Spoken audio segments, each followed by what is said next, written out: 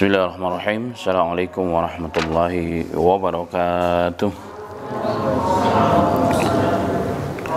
Innal hamdalillah nahmaduhu wa nasta'inuhu wa nastaghfiruh wa na'udzu billahi min shururi anfusina wa min sayyiati a'malina. May yahdihillahu fala mudilla lahu wa may yudlil fala hadiya lahu. Asyhadu an la ilaha illallah wahdahu la syarika lahu wa anna Muhammadan abduhu wa rasuluh. Yaqulullahu tabaraka wa ta'ala ya ayyuhalladzina amanu taqullaha haqqa tuqatih wa la tamutunna illa wa antum muslimun. Ya ayyuhalladzina amanu ya ayyuhan nasu taqu rabbakumul ladzi khalaqakum min nafsin wahidah wa khalaqa minha zawjaha wa batha minhuma rijalan katsiran wa nisaa'a wa taqullaha alladzi tasaaluna bihi wal arham innallaha kana 'alaikum raqiba. Wa qala ya ayyuhalladzina amanu kutiba 'alaikumus syiyam kama kutiba 'alal ladzina min qablikum la'allakum tattaqun. Amma ba'd. Jemaah yang dirahmati oleh Allah Subhanahu wa taala, kembali bersyukur, tiada hentinya kita bersyukur kepada segala nikmat Allah, karunia Allah yang Allah berikan kepada kita semuanya, karena la haula wala quwwata illa billahil aliyil azim. Tidak ada kekuatan untuk kita dapat melakukan kebaikan, ketaatan kepada Allah. Tidak ada kekuatan, daya dan upaya kita untuk menjauhkan diri kita dari hal-hal yang dilarang oleh Allah Subhanahu wa taala. Jadi semua merupakan nikmat dari Allah Subhanahu wa taala. Semoga Allah menerima ibadah kita dan Allah terus memperbaiki iman, amal dan akidah kita sebagai bekal kita kembali kepada Rabb kita, Allah Subhanahu wa taala. Amin ya rabbal alamin. Jemaah yang dirahmati oleh Allah Subhanahu wa taala, bahasan pada pagi yang berbahagia ini kita masuk pada kitab Syama'il Muhammadiyah atau Syama'il At-Tirmidzi pada halaman ke-49.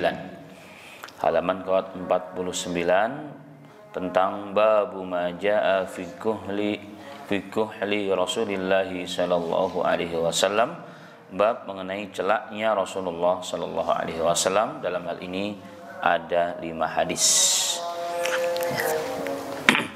Sebelum masuk ya, celak semua orang pasti paham ya, terutama kaum hawa.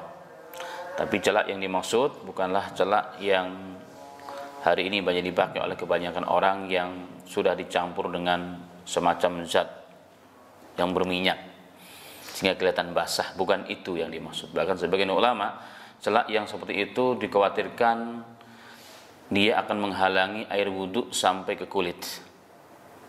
Yang dimaksud adalah celak yang betul-betul natural ya, yang umumnya terbuat dari batu celak. Maka celak itulah yang dimaksud oleh Nabi Muhammad SAW. Untuk mungkin memperjelas, di sini ada gambar ya. Di sini ada gambar. Nah, biasanya begini. Saya juga nyimpan begini untuk biasanya yang tidak ada gambarnya. Tempat begini biasanya sampai hari ini para ulama kita, mereka membeli celak dari luar walaupun sudah dalam bentuk di tempat karurah, di tempat botolnya, kemudian dimasukkan di tempat begini, biasanya begitu. Dan itu umumnya kebanyakan terbuat dari kuningan. Ini tempat-tempatnya. Ini tempatnya. Dan Rasulullah juga punya tempat semacam ini, mirip seperti ini, kurang lebihnya. Nah, ini celak-celak yang ini di antara celak-celak yang beri dari pasaran yang memang masih natural. Ya, biasanya kalau sekarang apakah di Indonesia banyak? Indonesia alhamdulillah sudah mulai banyak bertebaran biasanya di toko-toko yang menjual khusus herbal ya. Itulah celak yang dimaksud. Ya, bukan celak yang instan yang tinggal begini-begini ya, yang sudah dijual di kosmetik itu, toko kosmetik. Bukan itu yang dimaksud ya, bukan itu yang dimaksud. Baik, itulah celak yang dimaksud oleh bab ini. Dan celak akan banyak sekali manfaat dan faedahnya sebagaimana akan dibahas pada bab ini. Baik. Celak yang seperti ini sekarang memang masih banyak bertebaran dan beredar ya di negara-negara selain Arab, Jaziratul Arab ya, seperti di daerah-daerah India, Pakistan atau daerah yang lain itu banyak sekali memproduksi yang seperti itu. Dan itu bermacam-macam jenisnya, ada yang pedas, ada yang biasa. Dan semakin kalau dipakai agak pedih itu justru semakin bagus kalau tahan sebenarnya. Baik, tetapi yang terbaik juga di sini nanti disebutkan ya, jenis yang terbaik menurut Nabi Muhammad sallallahu alaihi wasallam. Baik. Kita mulai hadis yang pertama.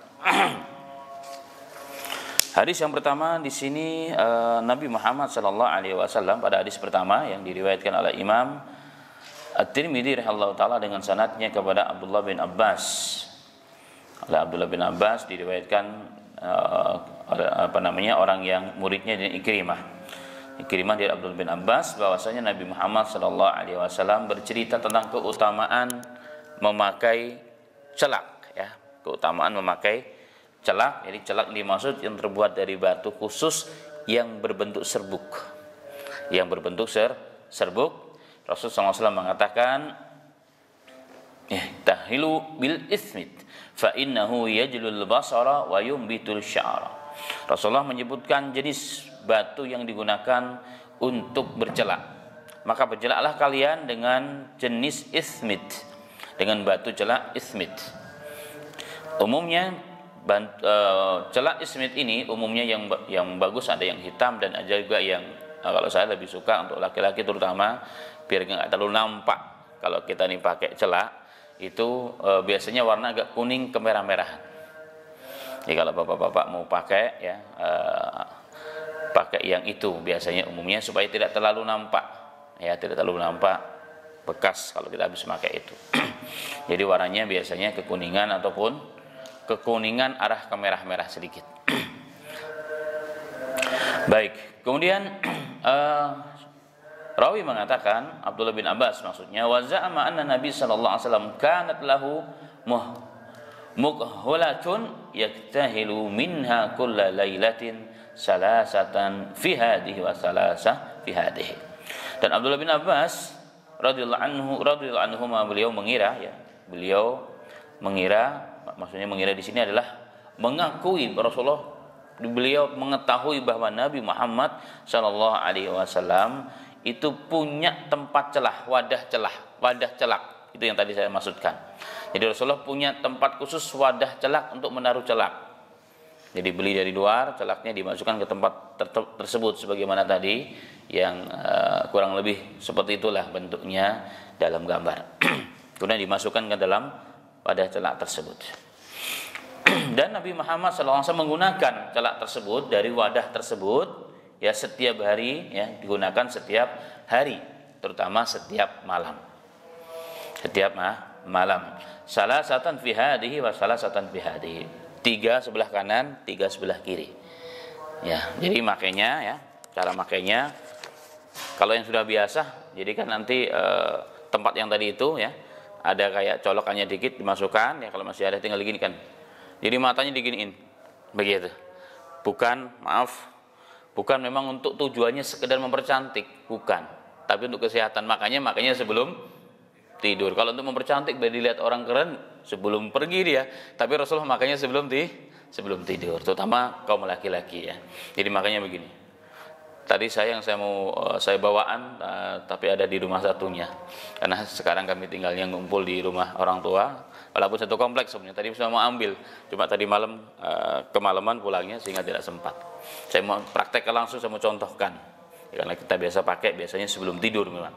Dan itu terasa manfaatnya sebagaimana nanti dalam hadis setelah ini kita bahas. Baik. Kita masuk ke hadis yang berikutnya. Ya, tadi diriwayatkan bahwa Nabi Muhammad SAW bersabda, bercelaklah kalian dari jenis batu ismit. Jenis batu ismit. Ya. Apa manfaatnya kata Rasulullah? Manfaatnya adalah yajlul basar. Nabi Muhammad mengatakan dia akan memperbaiki penglihatan. Ini penting ya, ini penting sekali. Saya dulu waktu masih pakai istiqomah itu nggak pakai kacamata. Saya rasakan betul, saya pribadi ya. Sekarang karena jarang pakai itu ya, kan kadang-kadang susah mendapatkannya pakai ini. Dan itu sangat pengaruh sekali, terutama bagi yang suka baca dan seterusnya. Hari ini semua orang suka baca, minimal baca handphone ya kan. Wa yumbitul sya'ar. Dan dia akan menumbuhkan rambut yang dimaksud bulu mata ya. Sebagian ulama mengatakan bulu mata yang dimaksud, atau mungkin rambut-rambut yang lain bersubur ya. Jadi dia semacam pupuknya berarti ya, semacam pupuknya untuk menjaga kesehatan rambut tersebut. Dan makanya Rasulullah begitu sangat istiqomah dan begitu mengambil peduli dalam bab ini ya. Dari bab ini maka beliau bahkan punya tempat khusus di rumah. Tempat khusus di rumah. Baik. Saya lihat beberapa ulama kibar ya, mereka punya itu, dan biasanya menjelang tidur dibawakan oleh orang kepercayaannya, bahkan karena tidak sempat untuk pakai, bahkan sebelum sambil jalan kadang-kadang saya lihat itu 3 kali, bukan 1, 2, bukan ya, 1 ambil lagi, 2, 3, baru 1, 2, 3 begitu. Jadi kanan kemudian baru kiri. Baik, kemudian hadis yang berikutnya. Hadis yang berikutnya di sini diriwayatkan kepada Abdullah bin Abbas juga, dari Abdullah bin Abbas ya, meriwayatkan karena Rasulullah sallallahu alaihi wasallam yaktahilu qabla ayyanama bil itsmi thalathan fi kulli ainin. Hadis ini ada sebagian mengkritisi tentang kesahihannya, tapi dengan hadis yang tadi di atas maka hadis ini juga kuat ya. Hadis ini kuat walaupun tadi yang di atas juga dianggap lemah oleh sebagian ulama. Baik. Kemudian wa qala Yazid bin Harun fi hadisi inna nabiyya sallallahu alaihi wasallam kanat lahum ulatun yaktahilu minha 'inda an-naumi thalathan fi kulli ainin. Sama hadisnya ya seperti tadi yang di atas, bahwa Nabi Muhammad sallallahu alaihi wasallam punya tempat khusus, wadah tempat menaruh batu celak atau serbuk celak yang digunakan oleh Nabi Muhammad sebelum tidur 3 kali. Hadis kemudian pernyataan dari rawi yang di bawahnya juga sama seperti yang di atas ya, dipakai. Dan kedua hadis ini ada yang mengatakan hadisnya bermasalah. Taib. Kemudian hadis yang berikutnya diriwayatkan juga kepada Abdullah bin Abbas dari Nabi Muhammad sallallahu alaihi wasallam. Hadisnya sahih. Qala Rasulullah alaihi wasallam inna khaira akhalikumul its yajlul basar wa yumbitu sya'r. Secara teks mengenai sedikit beda, tapi secara makna umum sahih. Sehingga hadis yang lemah pun dengan teks hadis ini menjadi kuat hukum secara ilmu hadisnya. Rasulullah mengatakan sebaik-baik jenis celak yang kalian gunakan adalah yang berasal dari batu ismit. Kenapa? Yajul basara wa yumbitu sya'r. Ini hadisnya sahih ya, hadisnya sahih. Kemudian hadis yang terakhir. Hadis yang terakhir juga sama, Nabi Muhammad SAW dalam bab ini masih membahas tentang keutamaan celak, terutama celak ismit. Alaikum bil ism fa innahu yajlul basar wa yumbitu sya'ar. Hendaknya kalian kalau pakai celak jadi jenis ismit, karena ianya yajlul basar, memperjelas, memperbaiki penglihatan dan menumbuhkan rambut atau bil khusus bulu mata. Nah, ini hadis-hadis Nabi Muhammad sallallahu alaihi wasallam terkait dengan celak ya, terkait dengan celak yang dinukilkan oleh Al-Imam Tirmidzi rahimahullahu taala. Apakah dalam hadis-hadis kitab-kitab yang lain masih banyak bahasanya? Misalnya Imam Tirmidzi juga banyak, dan setiap kitab hadis atau bahkan fikih selalunya membahas khusus tentang bab ini. Karena kitab hadis itu gambaran dari perbuatan, perkataan Nabi Muhammad sallallahu alaihi wasallam selama hidupnya beliau yang menjadi pegangan dan rujukan syariat kita sebagai orang Islam. Nah, dari hadis-hadis tersebut, dari keutamaan-keutamaan yang disebutkan oleh Nabi Muhammad SAW, selain ianya sendiri memakai celak, itu adalah sunnah, dan dia punya manfaat secara medis yang dijelaskan oleh Nabi Muhammad SAW, dan kita meyakini sabda Rasulullah, perkataan Rasulullah, jika benar sanadnya la raiba fihi, maka tidak ada keraguan.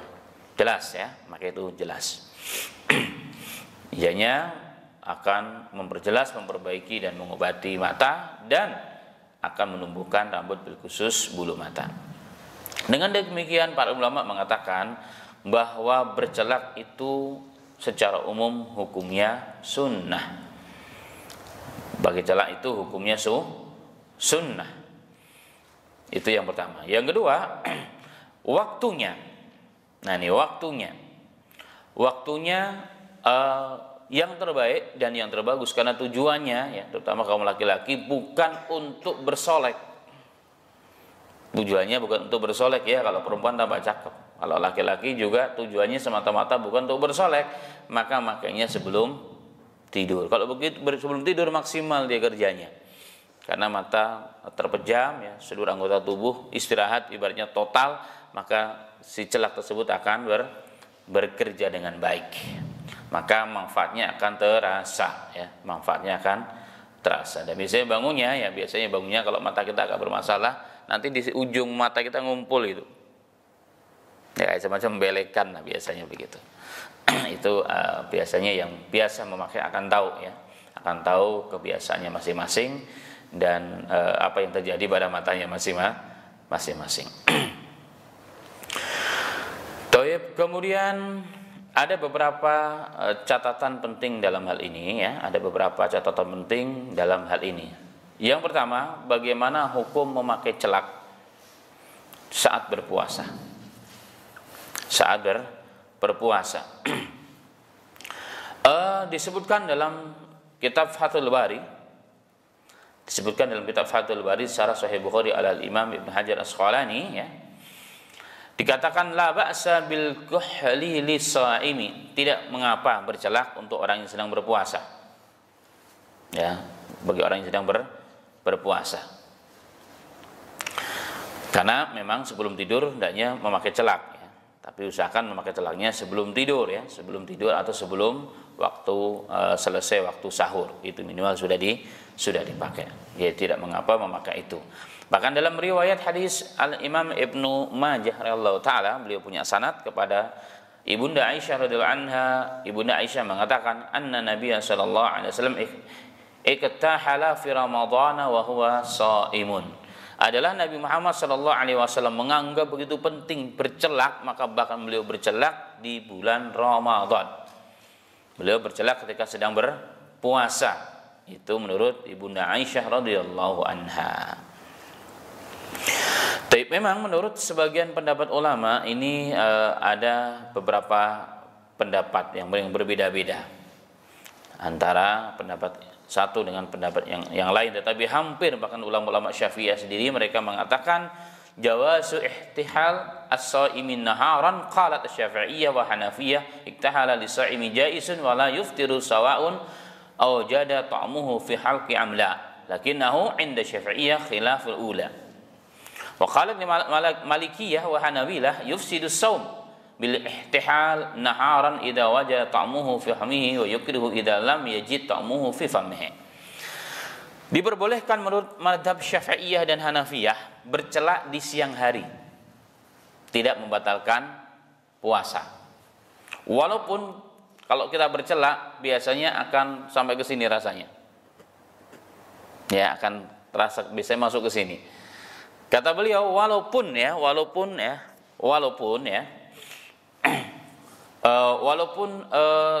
ada rasanya ataupun tidak ya sampai ke sini, itu tidak membatalkan puasa. Ini menurut ulama-ulama Syafi'iyah dan Hanafilah. Dan ulama-ulama Syafi'iyah dan Hanafiyah, karena mereka dua mazhab inilah yang paling banyak mengamalkan ini memang. Akan tetapi menurut mazhab Syafi'iyah khilaful ula. Artinya kalau pakai itu lebih baik nggak pakai, maksudnya begitu. Lebih baik tidak pakai menurut mazhab Syafi'iyah di siang hari. Ya maksudnya di sini bahasan adalah di siang hari. Itu menurut mazhab Syafi'iyah. Menurut mazhab Syafi'iyah. Nah, berbeda dengan Malikiyah dan Hanafilah. Bahkan dianggap membatalkan puasa jika dipakai di siang hari dan terasa sampai di sini. Ya, terasa sampai orang pakai obat mata pun kalau kita puasa ataupun tidak puasa, kan terasa di sini kan, karena memang ada sambungannya kan.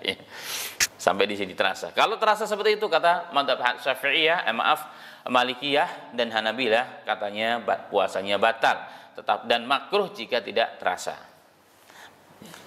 Ya, tidak terasa. Mana yang benar? Itu kembali kepada keyakinan kita masing-masing, tetapi Ibunda Aisyah radhiyallahu anha beliau meriwayatkan bahwa Nabi Muhammad SAW melakukan bercelak di siang hari ketika beliau berpuasa, dan kita paham apa yang dilakukan Rasulullah selalunya umumnya yang terbaik, ya, yang terbaik, walaupun kadang-kadang bermakna makruh dan seterusnya, ya, boleh. Itu menurut para alim ulama kita. Jadi bolehnya boleh, ya, bolehnya boleh, tetapi sebagusnya sebelum tidur sebagaimana yang dilakukan oleh Rasulullah Shallallahu Alaihi Wasallam. Karena tujuannya bukan semata untuk bersolek, terutama untuk kaum laki-laki ini, ya, kaum laki-laki. Bahkan oleh sebagian ulama, laki-laki yang masih belum dewasa, yang amrot namanya, yang belum tumbuh kumis, belum tumbuh jenggot, itu tidak bagus pakai celak apalagi di siang hari, karena jadi cantik, bukan tambah ganteng tapi jadi cantik, apalagi kalau warnanya hitam. Makanya sebagian ulama-ulama keras, jangan, karena akan menimbulkan fitnah. Itu yang pertama. Yang kedua, apakah boleh memakai warna celak selain hitam? Ulama mengatakan boleh, karena ismit yang bagus itu justru yang berwarna kekuning-kuning, terutama untuk laki-laki, ya, warna kekuningan dan kemerah-merahan, tidak masalah, ya, tidak masalah. Karena hadis Nabi Muhammad SAW juga secara umum, dan Rasulullah mengatakan yang terbaik adalah ismit. Nah, ismit itu biasanya ada yang hitam, ada yang kekuning-kuningan dan kemerah-merahan. Artinya boleh, berarti kan? Berarti yang lain juga boleh, walaupun tidak ada ismit, walaupun warnanya berbeda, tidak masalah. Tapi umumnya memang hitam kebanyakan. Kemudian dalam riwayat Tabrani, Rasulullah mengatakan, "Alaikum bil ismit fa innahu mumbadatul lisya'ri wa madhabatul qada wa musafatul lil basar." Bercelaklah kalian dengan ismit karena dapat menumbuhkan bulu dengan baik, menghilangkan kotoran dan menjernihkan penglihatan. Ini mirip dengan hadis yang sebelumnya, hadisnya sahih, tapi teksnya sedikit berbeda. Nah, artinya bahwa memakai celak dengan warna yang lain diperbolehkan, tapi dengan catatan yang sunnah itu bukan yang berminyak. Sekali lagi, yang masih dalam bentuk serbuk, itu yang disunahkan. Kemudian bolehkah untuk selain perempuan? Bolehkah untuk selain perempuan? Ulama berbeda pendapat dalam hal ini, tapi jika kita merujuk kepada hadis Rasulullah laki-laki atau perempuan? Laki-laki. Dan Rasulullah adalah uswatun hasanatun kita semuanya, ya. Beliau role model bagi kita. Berarti diperbolehkan untuk laki-laki. Tapi ingat, Rasulullah makanya selalunya menjelang tidur, karena tujuannya bukan untuk mempercantik laki-laki, tapi untuk sunnah dan untuk pengobatan, ya. Itu tujuannya. Maka diperbolehkan. Tapi tadi ada catatan, ya, oleh sebagian ulama, terutama bagi laki-laki yang sudah dewasa, yang belum tumbuh jenggot dan kumisnya, hindari, apalagi selain malam. Kalau malam silahkan, karena nanti kalau pagi harinya pasti hilang sudah. Kalaupun tidak hilang, tinggal sedikit, ya, tidak telah begitu nampak sekali. Baik, kita singkat-singkat. Kemudian yang kedua atau yang ketiga, tambahan yang ketiga dalam bab ini, bagaimana untuk wanita yang masih dalam kondisi iddah. Iddah berarti ditalak, perempuan al-mutalaqqah yang ditalak, baik ditalak, cerai talak atau cerai kematinya, itu sama hukumnya. Apakah boleh di masa iddah memakai celak? Apakah boleh di masa iddah memakai celak? Nah, ini menjadi bahasan oleh para alim ulama kita, ya, oleh para alim ulama kita.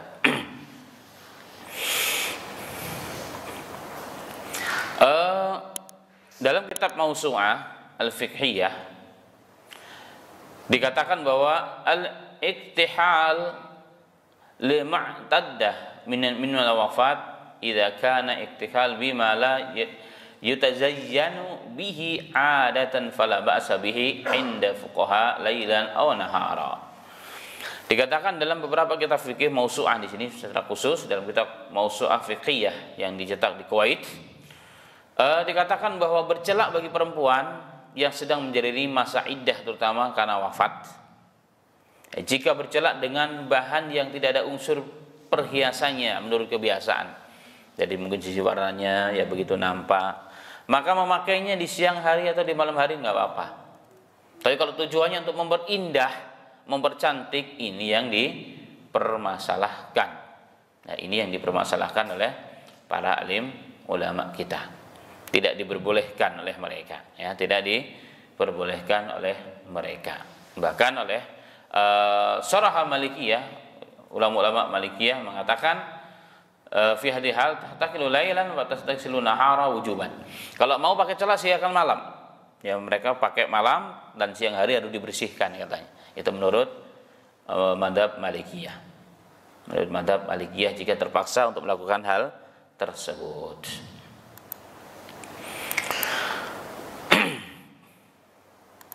Karena memang secara khusus ada larangan dari Islam, ya, perempuan yang masih dalam masa idah itu untuk berhias diri. Karena dengan berhias diri akan menimbulkan fitnah yang besar dan tidak diperbolehkan dalam hal yang seperti itu.